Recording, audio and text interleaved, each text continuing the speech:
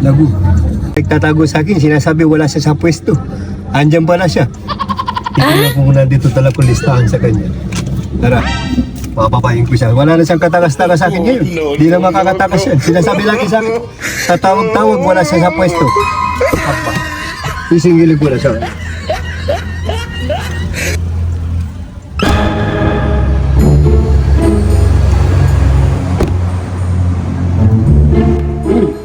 Lagi ka nagtatago sa akin, kala mo makakatakas ka pa sa akin.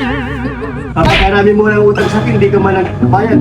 Tapos dami-dami mo prutas, paano mo tinda? Ilan na ba yung malahulat? Alas papakadami na puno na yung lahat ng listahan ko dito, hindi ka man ang makabayo.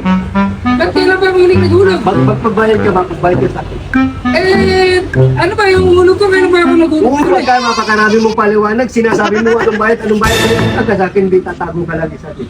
Ano ba ako nagkautang sa'yo? Mataas-taas pa yung paa mo, kayabang-yabang mo. Marami ka na siguro pera. Abay, Magbayad ka, maghulog ka sa akin. Takas mo si Bombi, kala mo, mapakatakasan mo ko. Sabi mo, wala ka dito, nasa ibang bansa. Magbayad ka kay hindi Bombi. ako ang mayari. Ayun! Ayun ang mayari. Diyan, may ari. Siya ang mayari. Hindi ako. Ba't ako sinisigil ko? Ikaw, wala ka ba ari? Ala, meron. Ikaw, wala ka ba ari? Ala, meron ako ari akin. Sarili na po ari akin. Sarili. Akala niyo siguro makakatakas na siya sa akin. Napakadami ko sa kanilang nakuhang mga prutas. Ayan o. Ipakita mo yung video. Ipakita mo. Ayan. Oh, akala mo hindi ka makakapagbayad sa akin, wala kang pera. Pero kinuha ko naman yung mga prutas mo. Pati yung may-ari, kinangin ko. Pati mayari natin.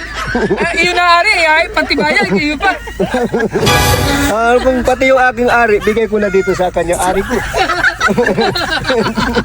Eh, bayag. Oh.